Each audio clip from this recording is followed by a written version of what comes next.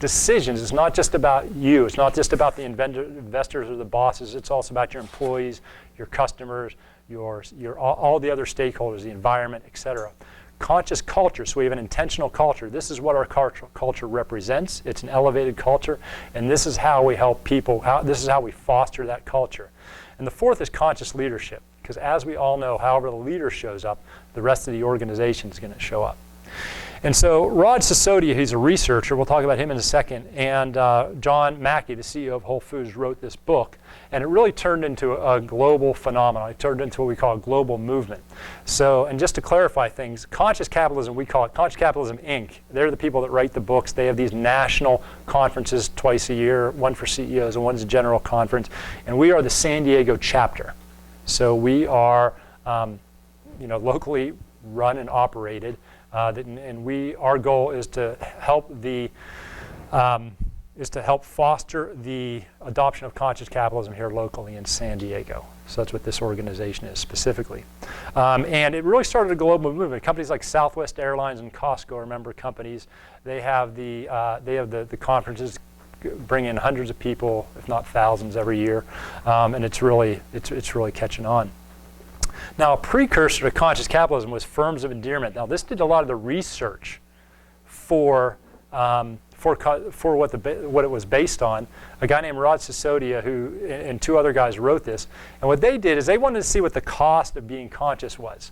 So they took the universe of companies, and they said, all the companies out there, what are the conscious companies? So they basically followed the four principles. Who was in for a higher purpose, who had conscious leadership, who had a stakeholder orientation, who had a conscious culture. So they separated those companies out, and then they compared their returns against the market, because they wanted to see, now that these are conscious companies, how much is it costing them? What's the difference in the net profit? So these are some of the firms. I love the best name for a book ever, Firms of Endearment. These are some of the organizations. Now, who wants to guess what the results of their study were? Higher profits. Yes. Higher cost and higher profits. That's actually a good one. It is a higher cost and higher profits. And they actually have higher direct costs, but at the end of the day, higher net profit. At the very end, I got a chart to show how that works.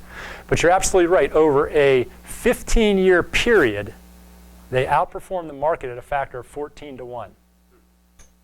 So over 15 years, you take what the market did and multiply that by 14. And that's how much more they beat the market. It's incredible. You make a better door than a window.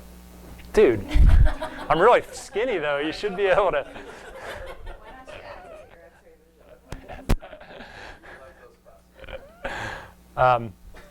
Everybody's heard the Good to Great, right? If you remember Good to Great, they took... I think actually the university companies out there and the best performing ones over a long period of time, and that's what Good to Great was based on. Well, it actually beats the Good to Great companies at a factor of 6 to 1 over a 15-year period. So what that means is there's no cost to doing business the right way. It's massively more profitable. Massively more profitable. But what I realized, because when I did some of these things, and I'll tell you as we go through, I'll tell you these stories, I put in a higher purpose. I had the conscious leadership, but I was doing it piecemeal because I thought it was just like the right thing to do. It felt right for me as a person to make some of these changes. But as I read Conscious Capitalism, they've done a lot of studies now. I mean, you have people, like a lot of people in this room are helping organizations because like I was doing something over here, something over here, something over there, and now I know if I could link all three of them, I would get much better gains. So we have what's called best practices, and I think that's one of the big things conscious capitalism does, is it really connects all these dots to, rather than just being a good person, here's how it benefits the organization and society. And I think that's what it's all about, is creating these organizations. At the end of the day, it's creating these organizations that are self-sustaining and that they bring returns back to everybody they touch. I think that's the best thing. And I think as business owners and entrepreneurs and people that influence people, I think that's one of the greatest things we can do, is show up consciously and create these things that give so much back to other people. What a beautiful thing.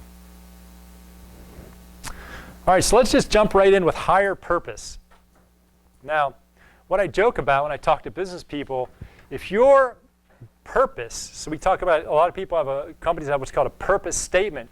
If your purpose contains the phrase maximize shareholder value, I never ever want to work for your company. I have no desire to make you a lot of money. And and so we joke about that, but how conscious capitalism starts, the first thing you do is you need an inspirational purpose. An inspirational purpose. And purpose something, this is a very strong statement. You want to be short, you want to be concise. You want to talk about why you're in business. Because until you have this purpose, there's really nothing to really gather around, to really put everybody going in the same direction. I mean, we'll talk about implementing the higher purpose first, but it all starts. So I brought out some of the different, I just put up a couple of the different really well-known organizations, what their purpose is. I mean, and you think of Southwest Airlines. I mean, it's an airline. What big deal? But Southwest does a great job of they talk about democratizing the skies, giving people the freedom to fly. When you talk to people at Southwest, they're really stoked that they can have all these people. They can open up airline travel to all these different type of people. So who has a good purpose to their organization they want to share? Yeah? To lift consciousness while connecting people and actively reminding them to slow down, be present, be grateful, be positive, and come from a place of universal love. That's awesome. Yes, that's a company I want to work for. That's a company I want to work for. Anybody else? To teach people how to get paid to love themselves. That sounded so like Mr. As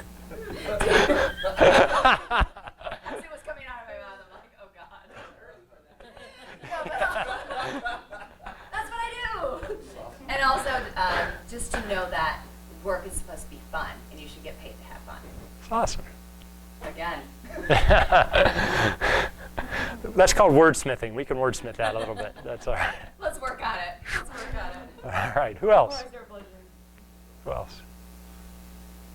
Anybody else? My purpose statement is to raise the consciousness of the world by elevating leaders at my organization, the Executive Joy Institute.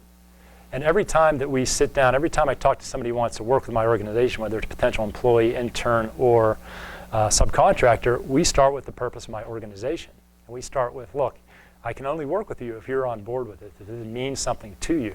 And just people tell me, even starting off conversations with like that puts the whole meeting into a whole nother light. Yeah. And actually, I'll give you a real life example of what happened at why purpose is so important. One of my buddies, Drew Lewis, and he gave me permission to use this. He does, basically, when a private person wants to give a loan to somebody, he does that loan processing. You know Drew? Drew Lewis? And so he's basically a loan processor. That's what it's called. And he was having a lot of problems. He was having a lot of problems with turnover. He was losing people to his competitors. And he was a loan processing company. You came in and you did your job for 8 hours and then you went home. Well, he really worked it out and he really looked at his same organization from a different view. And he realized that with this economic recovery wouldn't be possible without his organization and organizations like that, because banks weren't lending money. And so he made lending money from these alternate sources possible. And what he realized is that what people were borrowing money for were to finally buy that house that they've always wanted, to send their kids to college, to go on that vacation that them and their spouse always wanted to go on. So he realized what his business did, the purpose of his business was to help people's dreams come true. Because each and every one of these loans had something really personal to them. And he said that phenomenally changed the culture of his business when he started, because he created this purpose and he started every day, he started to work in there. Hey, Michael. Everybody know Michael Saul, he's a 7. No, I mentioned you to a couple different people, so nice to see you. Yeah. And so just changing the way he viewed his purpose changed his culture. And now he has above average employee retention. He's getting some of the best people in the industry because he changed his messaging internally and externally. So it's the exact same company. He just changed the way he framed his purpose. So if you want to, you can write down your corporate purpose, mission, vision, values. There may be different things you have. These are the most common ones, but I call these the guiding principles. And it's really important for you to have these in writing. I've come across a couple conscious companies, and first thing I ask them is, what's your purpose? Then I ask them what their values are. because that's, I think, where it starts. And a lot of people are doing some things other places in the organization. But until you have this purpose, there's not this shared direction. There's not this shared purpose that's very explicit. And another thing that I learned as the owner of a company is that although I have this in my mind, if I have a bunch of employees, it's hard for me to communicate this unless it's written down. So as we go through, now what's great about these, now there's going to be some open-ended questions, some quantitative questions. And if you just go through the guiding principles, and then you can rate yourself 1 to 5, 5 is the highest.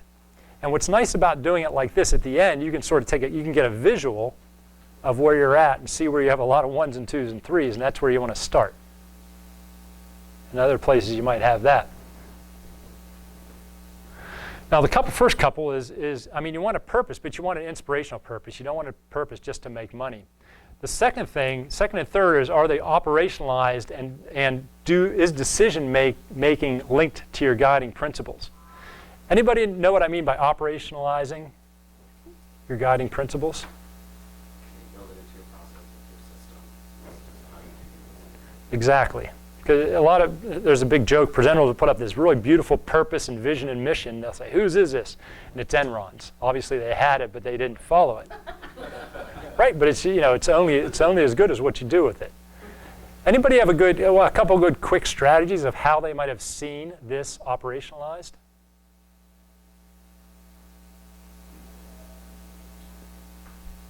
Guiding principles? Is that the kind of- Yeah. Yeah. Maybe like you recycle in the office. Yeah, I think that's going to be a little later, but I'll give you a great example. So for 4.5 years, I was vice president of sales and marketing for a company called TGG Accounting, and their mission was to make business owners' lives better through excellent financial management. They were a managerial accounting firm. And from start to finish, Matt Garrett, our CEO, whom I know as well, he pushed and drove it. It was something that we recited along with these 7 guiding principles that we had that basically were a decision tree. We wrote those principles so that you could look to these 7 guiding principles as a moral. We had a lot of accountants that were out in the field often, and they were often put in precarious positions when they do the right accounting treatment, and a business owner was telling them the accounting treatment that they would have put forth, and they were able to look to these 7 guiding principles as if they're doing the right thing or not. that's great. I mean, it was part of the culture. Great.